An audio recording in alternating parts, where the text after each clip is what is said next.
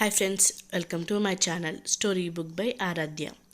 వృద్ధాపంలో మనకంటూ ఏ ఆధారం లేకపోతే కన్న కొడుకైనా సరే తల్లిదండ్రులను భారం అని భావించే రోజులు ఇవి అని భర్త ఎంత చెప్తున్నా వినకుండా ఉన్న ఒక్క ఇంటిని కొడుకు పేర రాయించడానికి పట్టుబట్టి భర్తను ఒప్పించింది భార్య.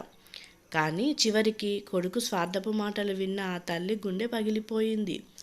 అసలు ఇంతకు ఏం జరిగిందో ఈరోజు మనం తెలుసుకుందాం. వర్ధనమ్మ ముభావం శివరామయ్యను బాధిస్తోంది. తనంతట తానుగా కల్పించుకొని ఏదో ఒకటి మాట్లాడబోయినా ముక్తసరిగా జవాబు ఇచ్చి తప్పుకుంటుంది ఆమె. ఎందుకలా ఉన్నావు అని అడిగితే ఎలా ఉన్నాను అంటూ ఎదురు ప్రశ్న వేసి ఏదో పని ఉన్న దానిలా అక్కడి నుంచి జారుకుంటుంది. ఒంట్లో బాగోలేదా అంటే నాకేం రోగం అంటుంది.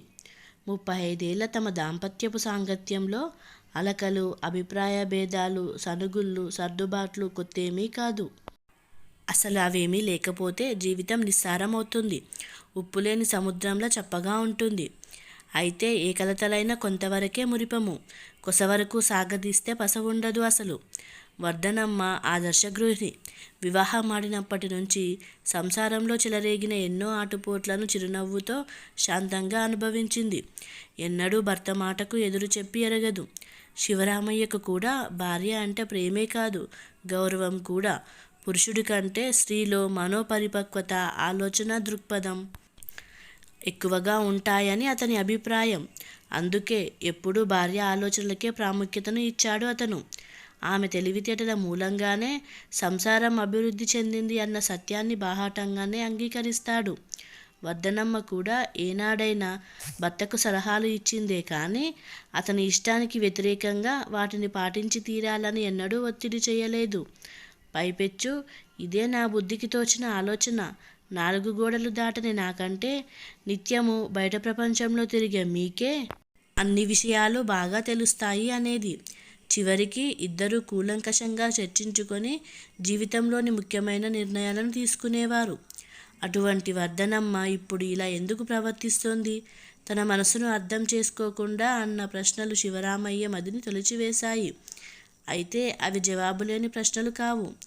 ఇన్నేళ్లుగా వర్ధనమ్మ అర్ధాంగిగా సలహాలు ఇచ్చేది, సర్దుకుపోయేది. కానీ ఇప్పుడు తన పైన మౌన పోరాటం చేస్తున్నది భార్య కాదు, ఆమెలోని అమ్మ, మాతృహృదయం.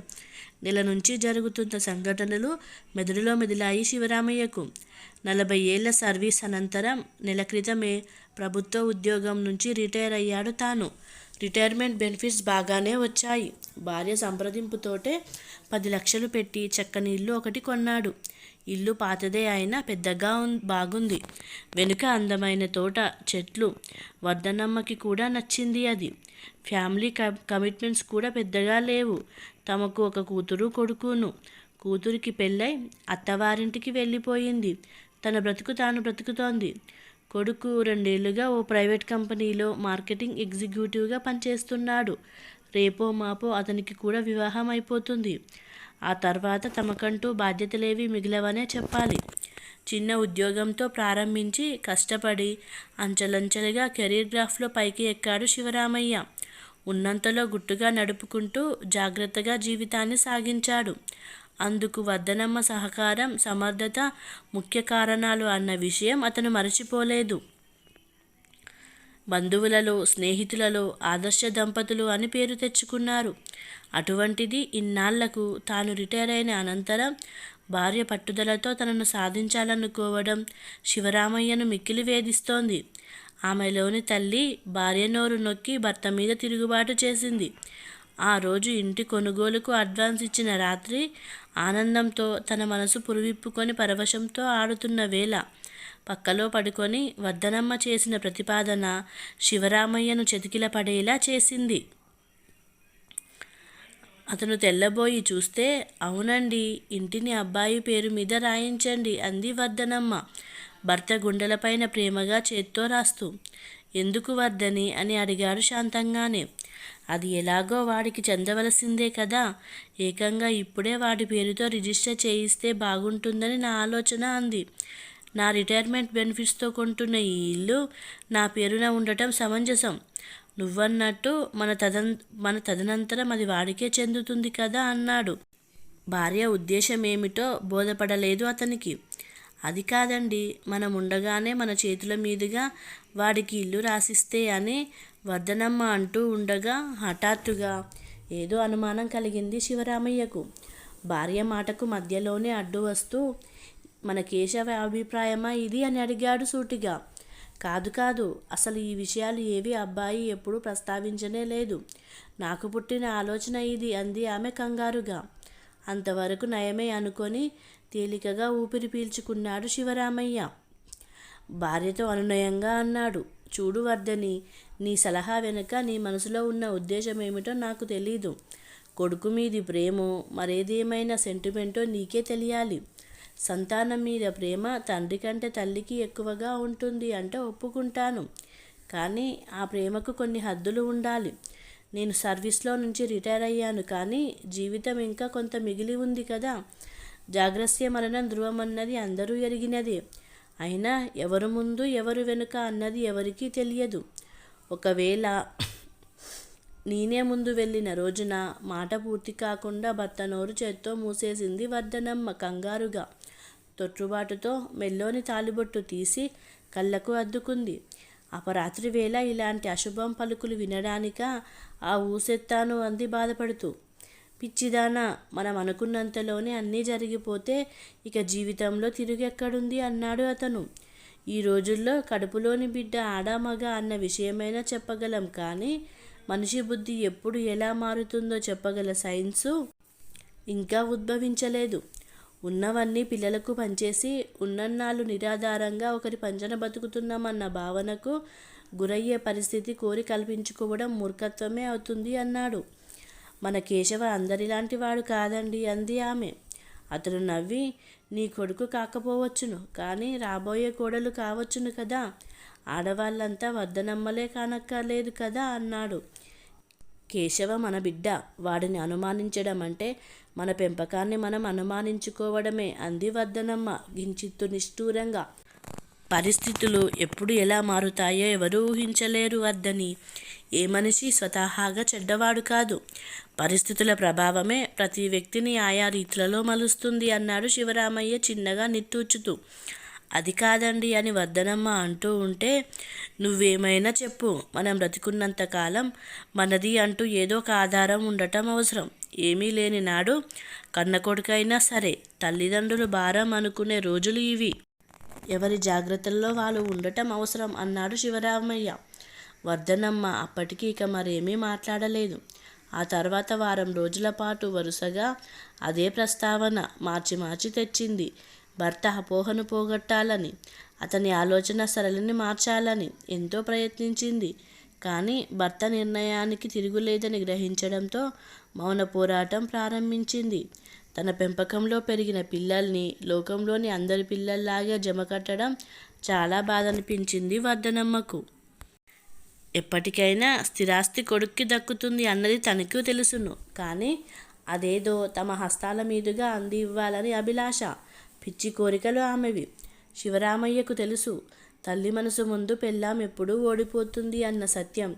లేకుంటే తన ఆలోచనలకు ఎంతో విలువని ఇచ్చే వర్ధని ఆ విషయం పట్ల అంతటి మొండుపట్టు పట్టడం అసంభవం. భార్యాభర్తలలో ఎవరో ఒకరు సర్దుకుపోవాలి. పట్టు విడుపు ఇద్దరికీ ఉండాలి. ఆమె అంతగా కోరుకుంటున్న దాన్ని తాను మరీ మూర్ఖంగా తోసిపుచ్చడం సమంజసం కాదేమోనని అనిపించింది అతనికి. సరే వర్ధని, నీ కోరిక మాత్రం ఎందుకు కాదనాలి? ఇందులోని మంచి చెడ్డలు కాలమే నిర్ణయిస్తుంది. ఇంటిని కేశవ పేరు మీదనే రాయిస్తానులే అన్నాడు శివరామయ్య స్టాంపు పేపర్లు కొనడానికి వెళుతూ. వర్ధనమ్మ వదనం 1000 కొవ్వొత్తుల కాంతితో వెలిగిపోయింది భర్త పలుకులు వినగానే. ఆమె పెదవులపైన చిరునవ్వు వెలిసింది. ఉండండి, ఎదురొస్తాను అంటూ ముఖాన బొట్టు సరిగ్గా ఉందో లేదోనని ఓసారి అద్దంలో చూసుకొని కొంగు భుజం నిండుగా కప్పుకొని గబగబా ఎదురు వెళ్ళింది. కొత్త ఇంట్లో చిన్న చిన్న పనులు దగ్గరుండి చేస్తున్నాడు వర్ధనమ్మ కొడుకు కేశవ. ఇంటి వెనుక తోట విశాలంగా ఉంది. అందులో రకరకాల చెట్లు, పూల మొక్కలు ఉన్నాయి. వాటిలో పెద్ద చింత చెట్టు ఒకటి ఉంది. కొమ్మలు బాగా విస్తరించి ఆ ప్రాంతమంతా పందిరి వేసినట్లు ఉంది. దాన్ని రకరకాల పక్షులు ఆశ్రయం చేసుకున్నాయి. వాటి గోలతో సందడిగా ఉంది ఆ ప్రాంతం. ఏపుగా ఎదిగి ఏళ్ల తరబడి కాయలు కాస్తున్న చింత చెట్టు ఇప్పుడు పట్టిపోయిందని 3 ఏళ్లుగా కాపు లేదని తెలుసుకున్న కేశవ దాన్ని కొట్టివేయాలని నిశ్చయించుకున్నాడు. 50 ఏళ్లుగా ఇక్కడ ఉంది. ఈ చెట్టు ఏటా ఎంతో కాయ కాసింది. ఎందరి అవసరాలకో కాసింది. ఏ కారణంగానో ఈ మధ్య కాపు కాయడం మానేసింది. అయినా చక్కటి నీడని ఇస్తోంది. రోహిణి కార్తీలో సైతం ఈ చెట్టు నీడన కూర్చుంటే ఎయిర్ కండిషన్ హాల్లో కూర్చున్నట్టే ఉంటుంది. దీన్ని కొట్టించడం మంచిది కాదు అన్నాడు పక్కింటి ఆసామి కేశవతో. కేశవ నవ్వి, ఎప్పుడో బాగా కాపు కాసి ఉండవచ్చు ఈ చెట్టు, కానీ ఇప్పుడు వట్టిపోయి ఎందుకు పనికిరానిది అయిపోయింది కదా. దీని మీద ఇంకా మట్టి నీరు వృధా చేయడం తెలివి తక్కువతనం అవుతుంది. ప్రస్తుతం ఈ ముసలి చెట్టును పెంచడం పరమ దండగా. తాజా చెట్లను నాటుకోవచ్చు అని జవాబు ఇచ్చాడు కేశవ. పక్కింటి అతను అప్పటికీ ఆగలేక, ఇన్నేళ్లుగా ఫలసారం అందించిన ఈ చెట్టు ఇప్పుడు ముసలిది అయిపోయిందని, ఇక కాపు కాయదని నిర్దాక్షిణ్యంగా నరికివేయటం నాకెందుకో సబబుగా అనిపించడం లేదు. పైగా మనుషులకేగాక ఎన్నెన్నో పక్షులకు నీడనిస్తున్న ఈ వృక్షాన్ని పెకలించడం పాపం కూడానేమో. ఆలోచించు బాబు అన్నాడు అతను. అర్థం లేని సెంటిమెంట్స్కి పోతే బ్రతకడం కష్టం మాస్టారు. మనకు ఉపయోగపడని ఏ వస్తువైనా వదిలించుకోవడం ఉత్తమమైనది అనేది నేను నమ్మే నా సిద్ధాంతం అని కేశవ ఖచ్చితంగా అనడంతో మారు మాట్లాడలేకపోయాడు అతను. కిటికీలో నుండి వారి సంభాషణను ఆలకిస్తూనే ఉంది వర్ధనమ్మ. కొడుకు పలుకులకు నిశ్చేష్టురాలయ్యింది ఆమె. అప్పుడే బయట నుండి వచ్చిన శివరామయ్య, అదేమిటి వర్ధని, కొండపల్లి బొమ్మలాగా అలా కదలకుండా ఉండిపోయావేమిటి అని పలకరించడంతో తేరుకొని, వచ్చారా అంది. ఇదిగో స్టాంప్ పేపర్స్, నీ ముద్దుల కొడుకు పేరు మీతోనే తీసుకున్నాను. రేపు మంచి రోజు కదా, రాతకోతలు చేయించేద్దామన్నాడు అతను సంచిలో నుంచి కాగితాలు తీసి చూపిస్తూ. అయితే ఏమండి, ఇంటిని మీ పేరు మీదనే రాయించండి, వెంటనే ఈ కాగితాలను మార్పించుకురండి అంటున్న భార్య వంక ఆశ్చర్యంగా చూశాడు శివరామయ్య. కథ సమాప్తం. మీకు కనుక ఈ కథ నచ్చినట్టయితే ఈ ఛానల్ని సబ్స్క్రైబ్ చేసుకోగలరు. Please subscribe.